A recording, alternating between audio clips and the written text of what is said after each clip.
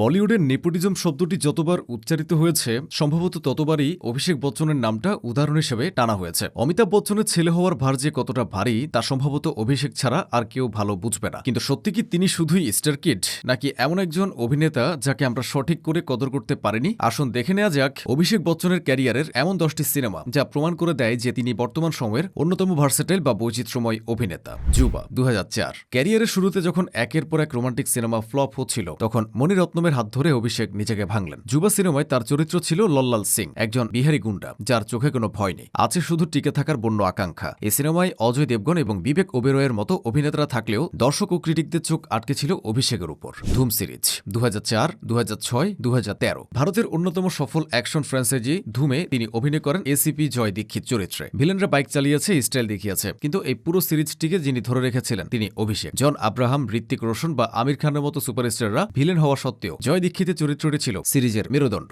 Serious পুলিশি মেজাজের সাথে উদয় চোপড়ার সাথে তার কমিক টাইমিং সব মিলিয়ে তিনি ছিলেন পারফেক্ট। বান্টি অর বাবলি 2005। এই সিনেমায় তার চরিত্র রাকেশ ত্রিবেদী ওরফে বান্টি, ছোট শহরের এক স্বপ্নবাজ চোর। রানী মুখার্জির সাথে তার কেমিস্ট্রি এবং দুর্দান্ত কমিক টাইমিং বুঝিয়ে দিল কমেডি জনরাতেও তিনি সমান পারদর্শী। বিশেষ করে ইমোশনাল দৃশ্যগুলোর মধ্যে হিউমার ধরে রাখার ক্ষমতা তাকে অন্যদের চেয়ে আলাদা করে দেয়। সরকার 2005।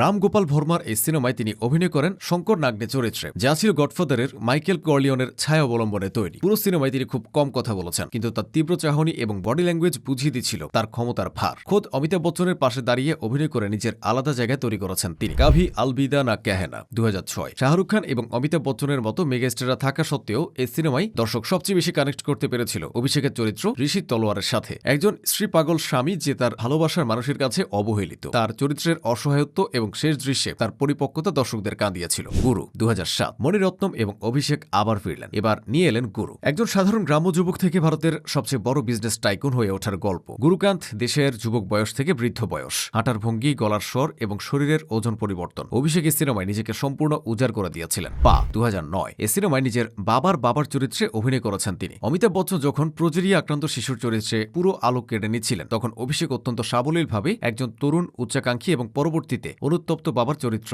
ফুটিয়ে তুলেছিলেন। দশভি 2022। এই সিনেমায় একজন অশিক্ষিত অহংকারী মুখ্যমন্ত্রী গঙ্গরাম চৌধুরী, যিনি জেল থেকে 10ম শ্রেণীর পরীক্ষা দেওয়া জেদ ধরেন। তার হরিয়ানভি অ্যাকসেন্ট এবং কমেডির মোড়কে দেওয়া সামাজিক বার্তা দর্শকদের মন জয় করেছিল। ঘুমার 2023। আর বাল্কির এই সিনেমায় তিনি অভিনয় করেন পদম সিং সোধি চরিত্রে। তিনি যখন ব্যর্থ, মদ্যপ এবং খিটখিটে প্রাক্তন ক্রিকেটার, যিনি এক হাত হারানো এক বোলারকে কোচিং করান। তার চরিত্রের মধ্যে যে হতাশা, ক্ষোভ এবং শেষে জয়ের আনন্দ ছিল তা অত্যন্ত নিখুঁতভাবে ফুটিয়ে তুলেছেন। I want to talk 2024। Sujit সরকারের এই সিনেমায় তিনি অর্জুনের চরিত্রে অভিনয় করেছেন, যিনি এক জটিল শারীরিক অসুস্থতার সাথে লড়াই করছেন এবং কথা বলার ক্ষমতা হারানোর শঙ্কায় আছেন। একজন বাবার তার মেয়ের সাথে সম্পর্ক এবং জীবনের ছোট ছোট মুহূর্তগুলো বাঁচিয়ে রাখার লড়াই এই সিনেমায় অভিষেক ফুটিয়ে তুলেছেন।